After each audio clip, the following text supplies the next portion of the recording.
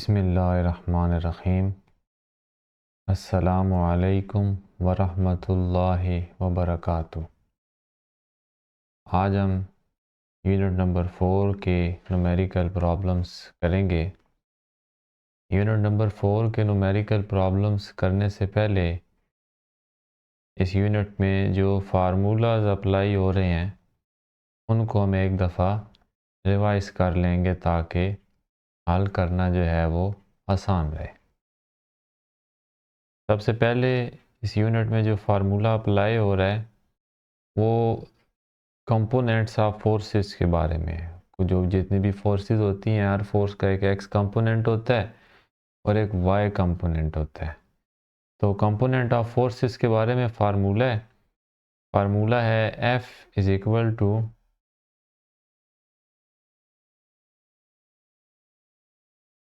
F x का square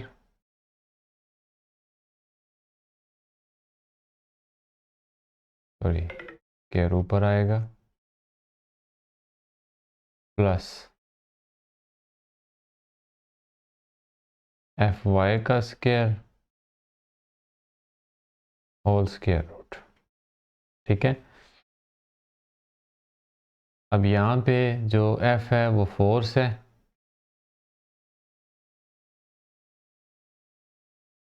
ठीक है। एफ एक्स जो है ये फोर्स का एक्स कंपोनेंट है।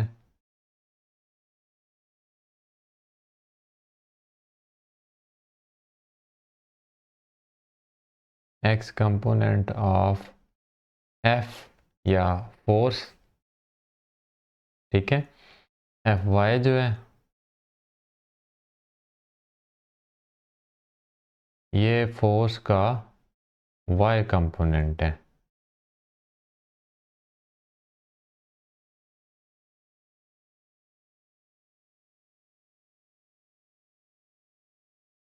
ठीक है। सेकंड जो फार्मूला है वो है tan theta is equal to f y over f x. अब यहाँ पे जो थीटा है वो एंगल है किसके दरमियान,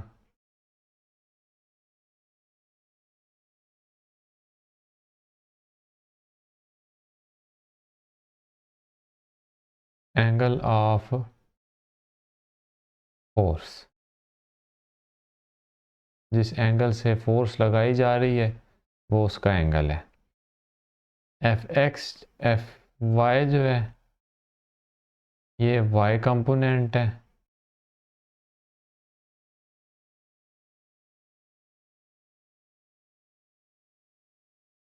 ऑफ एफ, और एफ एक्स जो है ये एक्स कंपोनेंट है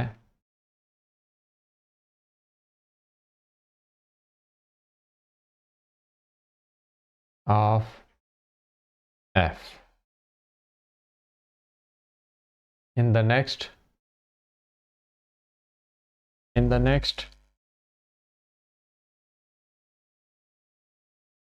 tau is equal to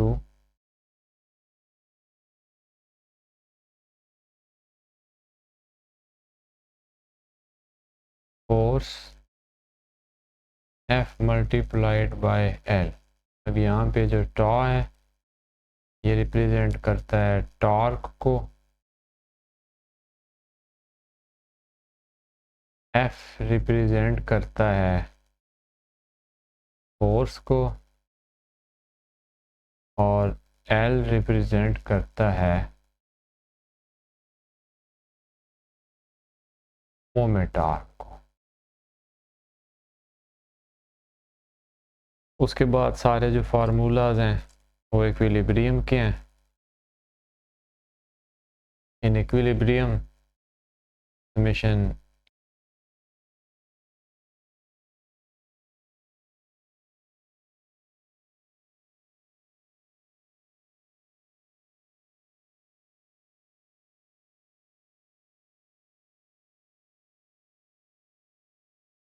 summation f is equal to 0। ठीक है, कि जितने भी इक्विलिब्रियम में जितनी भी फोर्सेस अप्लाई हो रही होती हैं किसी बॉडी पे, सबको ऐड किया जाए तो आंसर 0 आता है।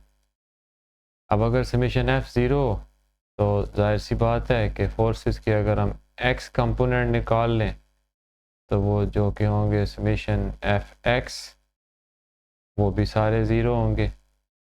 और अगर हम एफ वाई निकाल लें तो वो भी सारे 0 होंगे। ठीक है, और इक्विलिब्रियम के दौरान में अगर उस बॉडी पे कोई टॉर्क अप्लाई हो रहे होंगे तो वो भी सारे के सारे 0 होंगे, तो वही वो बॉडी इक्विलिब्रियम में स्टे कर सकती है। तो ये जनरल से फार्मूलाज हैं जो कि इस चैप्टर में अप्लाई होंगे। अब हम बढ़ते हैं क्वेश्चंस की तरफ। Now question 4.1, find the resultant of following forces: 10 Newton along x-axis, 6 Newton along y-axis and 4 Newton along negative x-axis। तो सबसे पहले मैं इस क्वेश्चन को हल करने के लिए इसका डाटा तरतीब दूंगा। अब x एक्सिस पे जो फोर्स है 10 न्यूटन की तो डायरेक्ट फोर्स है, और 4 न्यूटन की जो नेगेटिव है जो उसके रिवर्स साइड पे जा रही है। तो जब मैं x एक्सिस का कंपोनेंट निकालूंगा, सॉरी, तो वो होगा f x is equal to 10 newton की टोटल फोर्स है और 4 न्यूटन की जो फोर्स है वो नेगेटिव है, ये मैं माइनस कर दूंगा। 10 माइनस 4 6 न्यूटन। ठीक है, एफ वाई, वाई एक्सिस की जो फोर्स है वो कितनी है, ऑलरेडी 6 न्यूटन है। ठीक है, तो रिजल्टेंट फोर्स जो है वो हमने मालूम करनी है। ठीक है,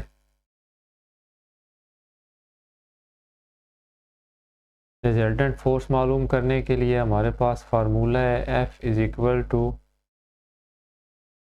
एफ एक्स का स्क्वायर प्लस एफ वाई का स्क्वायर होल स्क्वायर रूट।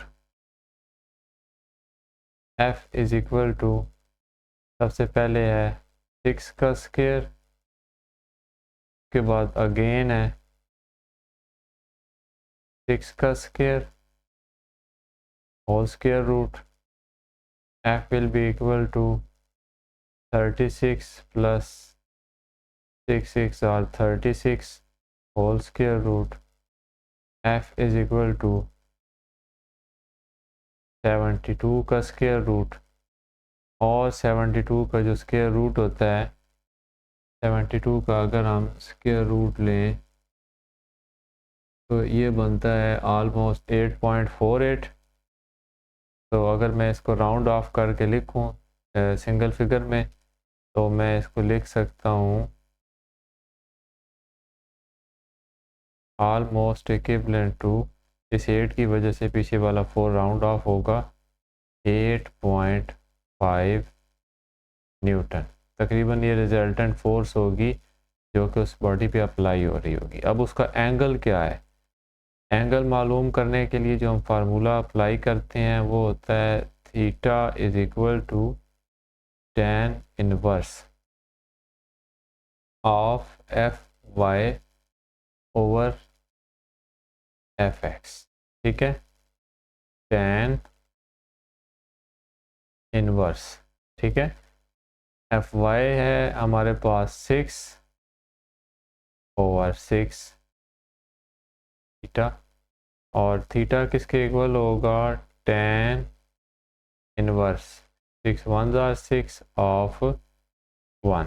ठीक है, अब हम tan का अगर इनवर्स लेते हैं 1 के साथ तो हमारे पास वाया कैलकुलेटर इसका जो आंसर है वो आता है 45 डिग्री, यानी कि theta is equal to tan inverse of 1 45 degree. अब जो फोर्स लग रही है उसकी जो अमाउंट है वो 8.5 न्यूटन है, और उसका जो एंगल है वो है 45 degree. These are our answers.